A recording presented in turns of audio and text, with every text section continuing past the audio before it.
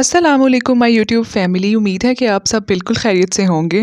जैसे ही summers pre monsoon को hit करते हैं तो हमारी जितनी भी सेल्फ केयर की नीड्स हैं वो भी चेंज हो जाती हैं और उसके साथ साथ हमें अपनी हैबिट्स को चेंज करना पड़ता है। हमें अपनी जो स्किन केयर है और हमारे अपनी जो डेली रूटीन की सेल्फ केयर है उसमें बहुत से चेंजेस करने पड़ते हैं।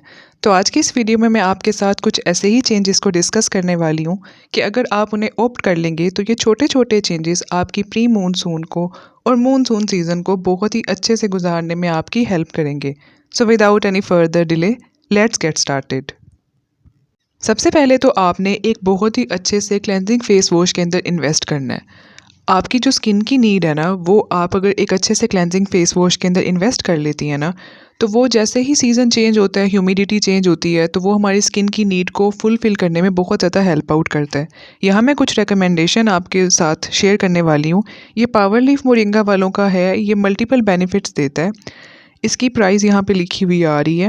तो अगर आप मल्टीपल बेनिफिट्स चाहती हैं, आपकी नॉर्मल सी स्किन है और आप चाहती हैं कि आपकी स्किन बहुत ज़्यादा क्लेंज रहे, तो आप इसमें इन्वेस्ट कर सकती हैं। सेकेंडली, अगर आपकी स्किन सेंसिटिव है, एक्ने प्रोन है, आपकी स्किन के ऊपर पिंपल्स निकलते हैं, आपकी स्किन के ऊपर ऑयल आता है, आपकी स्किन के ऊपर वाइट हेड्स और ब्लैक हेड्स का इशू है, तो आप इसके अंदर इन्वेस्ट करें। इससे ज़्यादा बेहतरीन आपको कोई फेस वॉश नहीं मिलेगा, क्योंकि हम जो एक्ने के फेस वॉशेज़ होते हैं ना, उनकी एक सबसे बड़ा ड्रॉबैक यही होता है कि उनके अंदर हम लोगों को जो स्किन है ना, वो नरिश नहीं रहती और हमारी स्किन बहुत ज़्यादा फ्लेकी हो जाती है।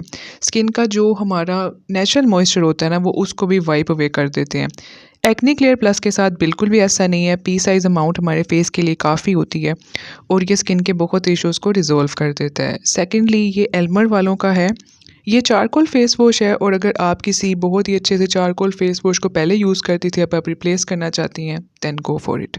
इसमें एक्टिवेटेड चारकोल के साथ साथ नेचुरल क्लेज भी मौजूद हैं, तो ये दोनों कम्बिनेशन जब भी हम अपने फेस पे यूज़ करते हैं ना, तो कंबाइनली ये हमारे फेस के ऊपर जेंटली क्लेंस भी करता है और साथ ही साथ जो एक्सेस ऑयल है ना, उसको भी प्रिवेंट करता है। अब उसके बाद ये अगली मैं आपके साथ शेयर करने वाली हूँ, ये एल्मर वालों का ही है लेकिन ये दूसरा वेरिएंट है। ये इनका ब्राइटनिंग फेस वॉश है और अगर आप सिर्फ अपना कम्प्लेक्शन इंप्रूव करना चाहती हैं और आप चाहती हैं कि कोई नॉर्मल सी रेंज में आपको एक अच्छा सा फेस वॉश मिल जाए, तो आप इसके अंदर भी इन्वेस्ट कर सकती हैं। प्री मानसून और मानसून में जो कि स्किन के इश्यूज़ काफ़ी ज़्यादा फ्लेयर अप हो जाते हैं, तो उनसे बचने का एक आसान हल यही है कि आपने एएम रूटीन में 3 मिनट के लिए और पीएम रूटीन में 3 मिनट के लिए अच्छी तरह से अपने फेस वॉश को अपने फेस पे अप्लाई करना है और फिर फेस वॉश कर लेना है।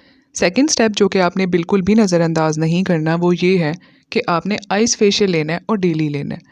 इसे करने के लिए बहुत ज़्यादा आपको कुछ करने की ज़रूरत नहीं है। सिर्फ एक बड़े से बाउल के अंदर आपने इस तरह से क्रश्ड आइस ले लेनी है। अब जो आपका बाउल है ना, वो कम से कम इतना ज़रूर होना चाहिए कि आपका जो फेस है ना, वो अच्छी तरह से इसके अंदर डिप हो जाए। फिर आपने सिंपली उसके अंदर पानी ऐड कर लेना है, तो ये आपका चिल्ड वाटर तैयार है। एक और स्टेप जो कि आपने करना है, जो टोनर आप डेली यूज़ करती हैं ना, वो टोनर या फिर अर्के गुलाब, उसका आपने 1 टेबलस्पून भर के इसी बाउल के अंदर लाजमी ऐड करना है। इस तरह से अगर हम टोनर का 1 टेबलस्पून ऐड कर देते हैं ना, तो फिर इसकी प्रॉपर्टीज़ काफ़ी ज़्यादा इन्हेंस हो जाती हैं। प्रॉपर्टीज़ इन्हेंस हो जाती हैं, हमारी जो पफीनेस है फेस की वो ट्रीट हो जाती है, इन्फ्लेमेशन कम हो जाती है, जो पोर्स हैं वो काफ़ी ज़्यादा श्रिंक हो जाते हैं, रिंकल्स में भी काफ़ी ज़्यादा इम्प्रूवमेंट आनी शुरू हो जाती है। अब बहुत से लोग ये कहते हैं कि ये सिर्फ़ और सिर्फ टेम्परेरी चेंजेस हैं, तो बेशक ये टेम्परेरी चेंजेस हैं। इसके अंदर बेसिकली एक फिनोमिना होता है कि जिसे हम लोग कहते हैं कि वेज़ो कंस्ट्रिक्शन। जब आइस के अंदर हम अपने फेस को डिप करते हैं तो हमारी वेसल्स हो जाती है कंस्ट्रिक्ट।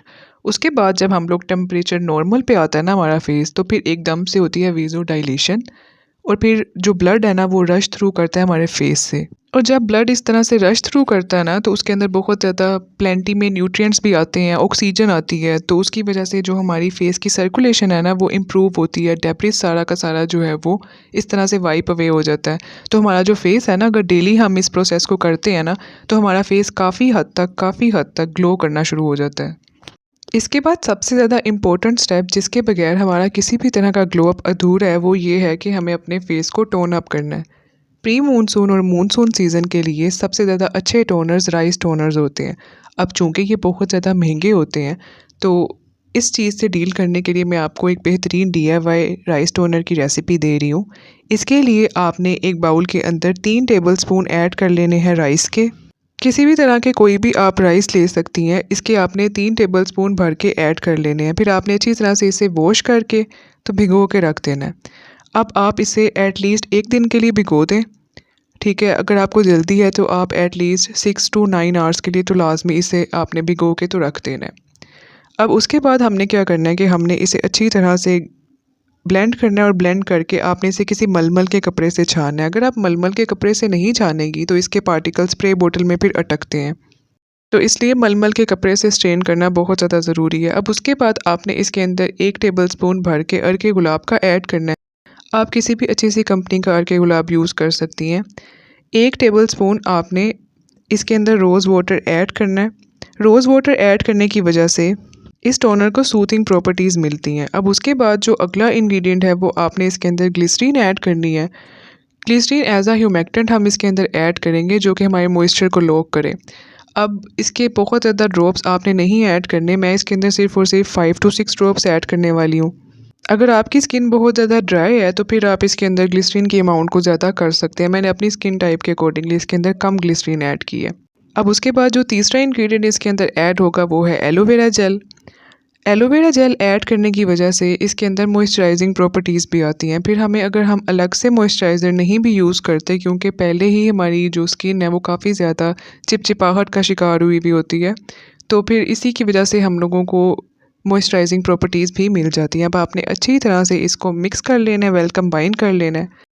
फिर आपने इसे किसी भी अच्छी सी स्प्रे बोतल में फ़िल करके तो आपने इसे रेफ्रिजरेट कर देना है। अगर हम इसे फ्रिज में रखें तो आप इसे एटलीस्ट 7 डेज़ तक यूज़ कर सकते हैं, उसके बाद आपको इसे नया बनाना पड़ेगा। ये ना सिर्फ हमारी स्किन को हाइड्रेशन प्रोवाइड करता है बल्कि हमारी स्किन को ब्राइटनिंग इफ़ेक्ट भी देता है। उसके साथ साथ हमारे स्किन का टेक्सचर भी इम्प्रूव करता है। हमारे स्किन की जितनी भी इरिटेशन होती है ना, जो कि मानसून सीज़न में अक्सर हो जाती है फेस पे, वो भी इससे काफ़ी ज़्यादा रिजॉल्व हो जाती है।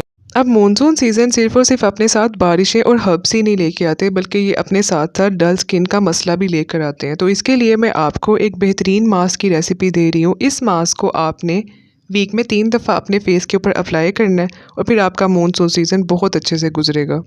एक बाउल में आपने सबसे पहला इंग्रेडिएंट लेना है जो कि है बेसन। बेसन का आपने 1 टेबलस्पून भर के ऐड करना है। उसके बाद आपने जो इसके अंदर सेकंड इंग्रेडिएंट ऐड करना है वो है कॉर्नफ्लोर।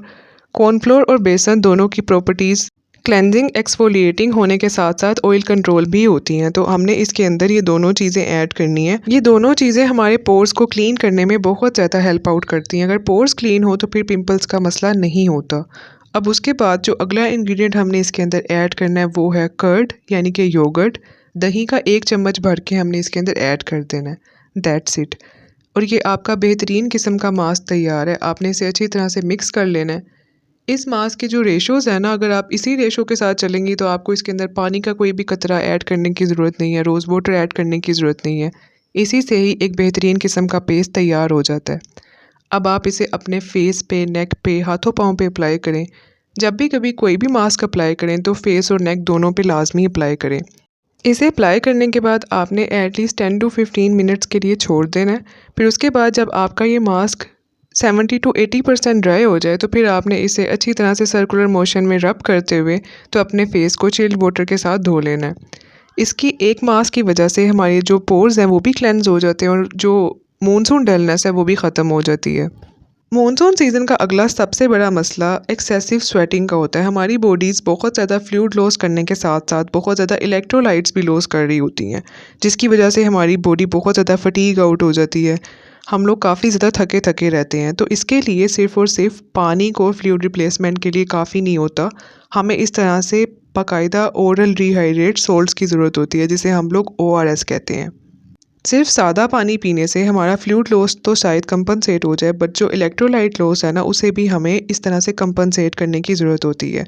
तो ये एक साशे 1 लीटर पानी के लिए, तो 1 गिलास के लिए 1 टेबलस्पून काफ़ी होता है। तो आपने ये इस तरह से 1 टेबलस्पून में ऐड करना है और फिर आपने इसे कंज्यूम करना है। स्पेशली जो स्टूडेंट्स हैं या फिर वो लड़कियां के जो कि जॉब करती हैं, टीचर्स हैं या डॉक्टर्स हैं, तो उनके लिए तो ये बेहतरीन रेमेडी है मानसून में। और जो अबाया गर्ल्स हैं और जो हिजाब लेती हैं, उनकी तो काफ़ी ज़्यादा स्वेटिंग का इशू होता है। तो आपने इस टिप को ज़रूर फॉलो करना है। अगर आपको किसी भी तरह का कोई हेल्थ इशू है तो फिर आपने ORS यूज़ नहीं करना अपने डॉक्टर से पूछे बगैर। तो आई होप कि वीडियो आपको अच्छी लगी होगी, तो प्लीज़ मेरे चैनल को सब्सक्राइब कर दीजिए। आप बेल आइकन भी प्रेस कर दीजिए ताकि आप और मैं कनेक्टेड रह सकें। Stay happy and stay blessed.